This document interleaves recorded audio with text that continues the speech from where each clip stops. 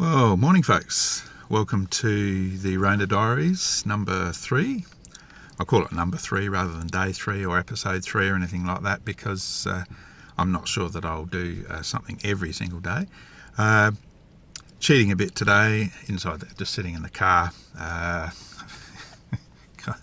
Got me coffee. had to go and get my coffee.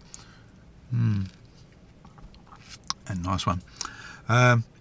Yes, I know it's a takeaway cup, and I do try to avoid that. Usually, I have my your, what do you call it? Your permanent cup or whatever they call it. But of course, they're not. A lot of places won't fill those now because of obviously the possible infection ideas. So we're back to having to create lots more waste. Say good morning to Kevin. There he is. He's sitting there contemplating the nice sea view that I've got out the window.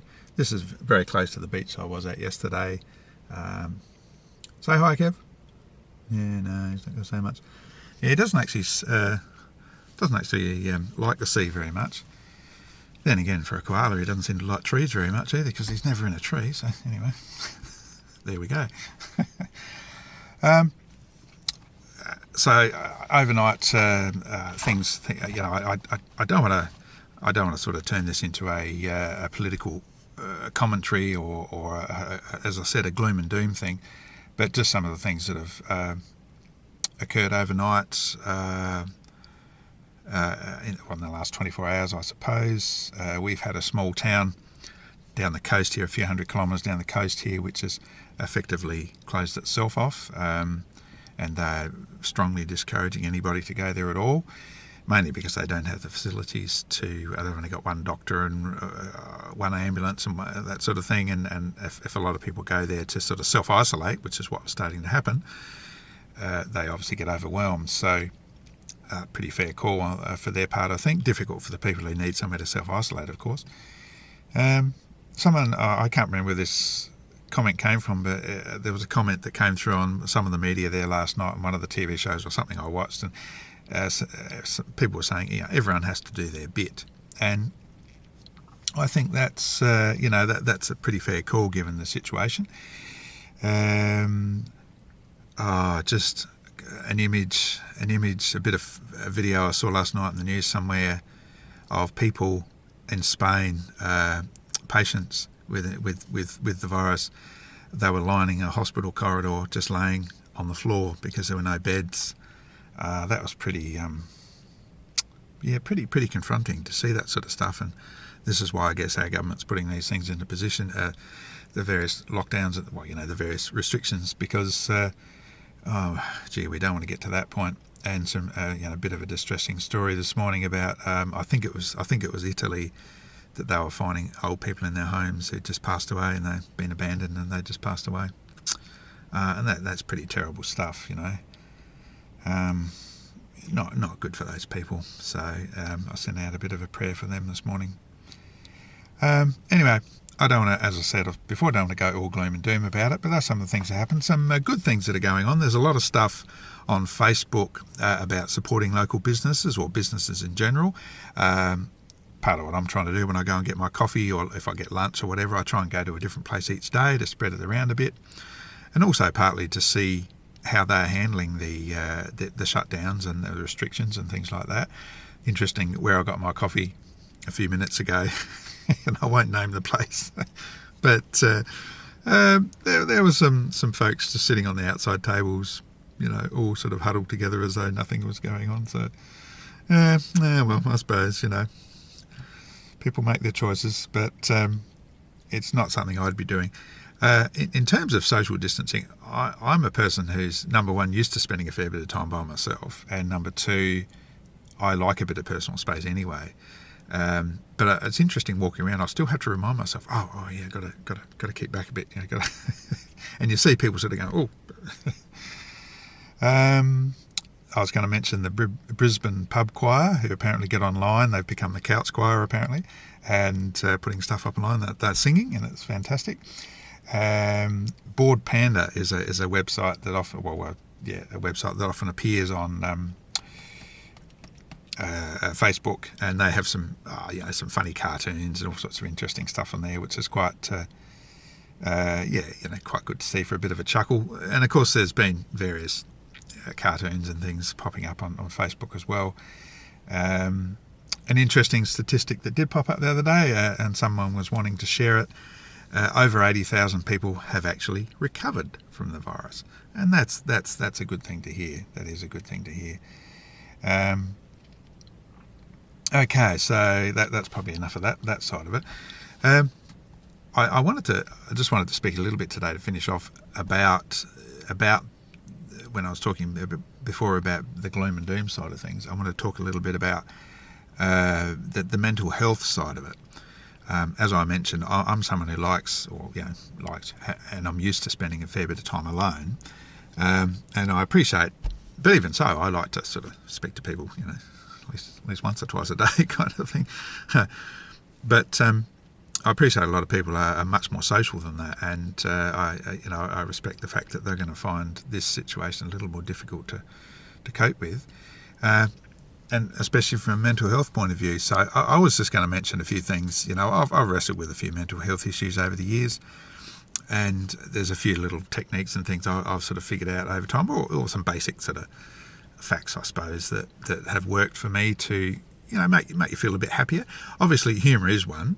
As I say, getting online and finding some humorous things, and even if I think you've got to be careful about not trivialising, people dying and that sort of stuff. I don't agree with that idea, but there's lots of interesting humorous things that pop up on that you can check it out. So that's humour. Obviously, exercise is a big one because you get out, and I personally, I'm not good indoors long periods. Even though I like to spend time by myself, I do like to get outside. I was actually meant to be working this morning because I work outside, and then it was actually raining earlier on, and so we, given that I haven't got a lot of work at the moment, we called it quits for the time being, and I'll catch up with it later in the week, which I've got the flexibility to do currently, which is lucky for me. What was I going to mention? Yeah, so exercise and just getting out there if you can, or even if you get out into your balcony, you want to get some sunshine on you, get some fresh air going through the lungs. It releases the endorphins and does all that stuff. All that scientific-y stuff. But there's that, and there's also the aspect of that never underestimate the impact of having decent sleep, decent hydration, mainly water, not just wine and stuff like that. I can understand if you want to have a glass of wine or two here and there, or whatever your choice of what is it? Social drug of choice is, shall we say? That's what they normally call alcohol, isn't it? The social drug. But never underestimate the sleep, good solid sleep, good hydration, and just a decent diet, if a simple diet, it doesn't have to be, and just keeping yourself well fed and exercise, and that makes a huge difference to what's going on in here, because we've got 24-hour saturation coverage of this, and as I said, I'm restricting the amount I actually watch, and it's really important to.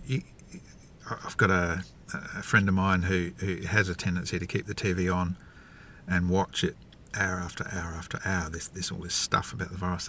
It's not good. It's not good for you. And I tried to say something the other day. Just ease off on it a bit, because it's not good for your headspace.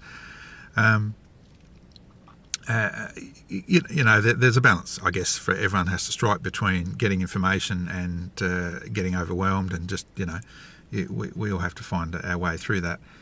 Part of the reason doing this video, so it's a hopefully a little bit more uplifting. Hopefully, a bit of fun with it, a bit of a chuckle with Kevin and that sort of thing. And if you are finding yourself, in difficulties mentally, and I think sometimes one of the most difficult aspects of the mental health thing is to recognise that you're falling into a bit of a hole. And especially if you're not seeing your normal friends and that sort of gear. I know there's lots of ways you can sort of video call and all that. Obviously Skype, but there's other methods as well that you can use these days.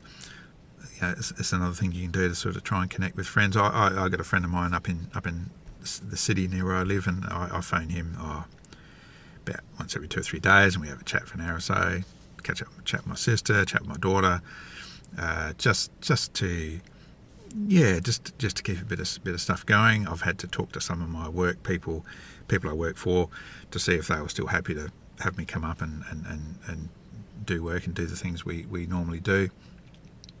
So there's a lot in this, and it's got a lot further to unfold. You know, I was mentioning the line-up at Centrelink offices yesterday. Today it's even more even bigger lineups, and they're comparing it to the lines, you know, that you used to see in the Great Depression.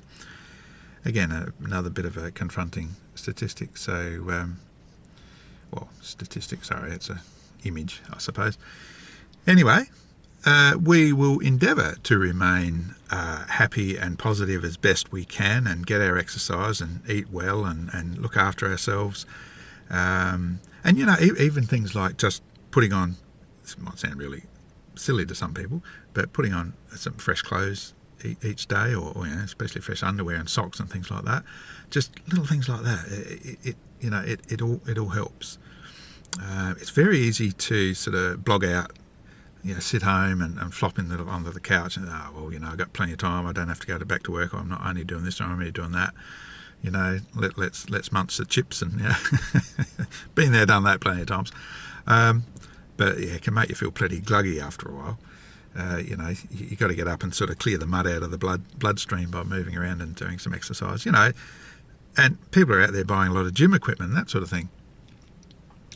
You don't need it. You know, you can use bottles of water or whatever for weights. You can, you know, lift up chairs. You can do your exercise in kitchen chairs on the lounge, you know, the floor. There's tons of exercises you can do.